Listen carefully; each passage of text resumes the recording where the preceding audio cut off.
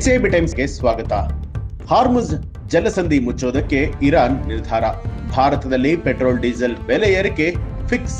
ಇನ್ನು ಒಂದ್ ವೇಳೆ ಹಾರ್ಮುಜ್ ಜಲಸಂಧಿ ಏನಾದರೂ ಮುಚ್ಚಿದ್ರೆ ವಿಶ್ವದ 25% ತೈಲ ಪ್ರತಿದಿನ ಹಾದು ಹೋಗುವಂತಹ ಮಾರ್ಗವೇ ಬಂದ್ ಆಗಲಿದೆ. ಇದರ ಪರಿಣಾಮ ಭಾರತಕ್ಕೂ ಕೂಡ ತಟ್ಟಲಿದ್ದು, ಭಾರತದಲ್ಲಿ ಪೆಟ್ರೋಲ್ ಡೀಸೆಲ್ ಬೆಲೆ ದುಬಾರಿ ಆಗತ್ತಾ ಅನ್ನುವಂತಹ ಆತಂಕ ಕೂಡ ಶುರುವಾಗಿದೆ.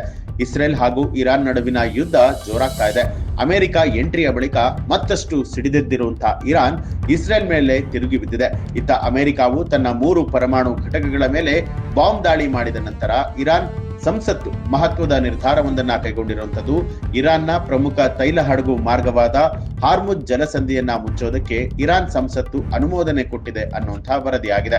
ಒಂದು ವೇಳೆ ಹಾರ್ಮುಜ್ ಜಲಸಂಧಿ ಏನಾದರೂ ಮುಚ್ಚಿದ್ರೆ ವಿಶ್ವದ 25% ತೈಲ ಪ್ರತಿದಿನ ಹಾದು ಹೋಗುವಂತಹ ಮಾರ್ಗವೇ ಬಂದಾಗುತ್ತೆ.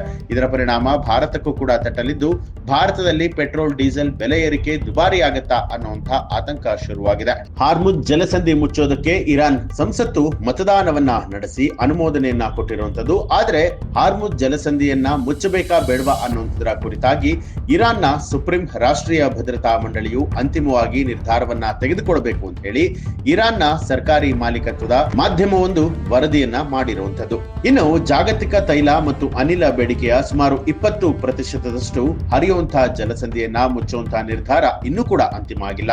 ಆದ್ರೆ ಶಾಸಕರು ಹಾಗೂ ರೆವಲ್ಯೂಷನರಿ ಗಾರ್ಡ್ಸ್ ಕಮಾಂಡರ್ ಇಸ್ಮಾಯಿಲ್ ಕೋಸಾರಿ ಭಾನುವಾರ ಯಂಗ್ ಜರ್ನಲಿಸ್ಟ್ ಕ್ಲಬ್ಗೆ ಹೀಗೆ ಮಾಡುವಂತದ್ದು ಕಾರ್ಯಸೂಚಿಯಲ್ಲಿದೆ. ಜೊತೆಗೆ ಅಗತ್ಯವಿದ್ದಾಗಲೆಲ್ಲ ಇದನ್ನ ಮಾಡಲಾಗುತ್ತೆ ಅಂತಲೂ ಕೂಡ ಹೇಳಿದ್ರು.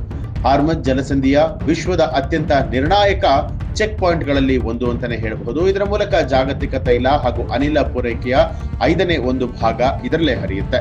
ಇದು ಪರ್ಷಿಯನ್ ಕೊಲ್ಲಿಯಲ್ಲಿ ಅರೇಬಿಯನ್ ಸಮುದ್ರ ಹಾಗೂ ಹಿಂದೂ ಮಹಾಸಾಗರಕ್ಕೆ ಸಂಪರ್ಕವನ್ನ ಕಲ್ಪಿಸುತ್ತೆ. ಕಿರಿದಾದ ಸ್ಥಳದಲ್ಲಿ ಸರಿಸುಮಾರು 33 ಕಿಲೋಮೀಟರ್ ಅಗಲ ಇರುವಂತಹ ಕಿರಿದಾದ ಚಾನಲ್ ಇರಾನ್ ಉತ್ತರ ಮತ್ತು ಅರೇಬಿಯನ್ ಪರ್ಯಾಯ ದ್ವೀಪವನ್ನ ಬೇರ್ಪಡಿಸುತ್ತೆ.